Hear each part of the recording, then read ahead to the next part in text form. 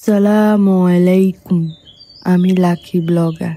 আজকে সকাল সকাল ঘুম থেকে উঠে আগে বারান্দায় চলে গেছি, তারপর বিছানা গুছিয়ে নিয়েছি, তারপর বাকি কাজগুলো করব আস্তে আস্তে।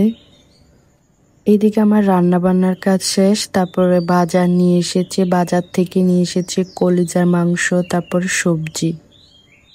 কলিজার মাংস কেটে নিব আর এদিকে সবজিগুলো গুছিয়ে ফ্রিজে রেখে দেব।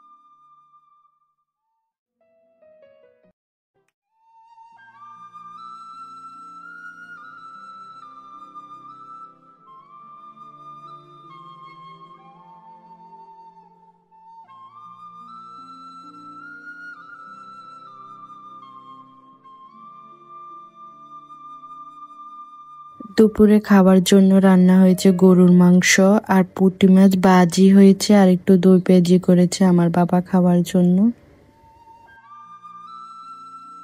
এদিকে খাবারও শেষ করলাম, তারপর বাকি কাজগুলো শেষ করে একটু ফল কেটে নিয়ে সবাই মিলে খেলাম।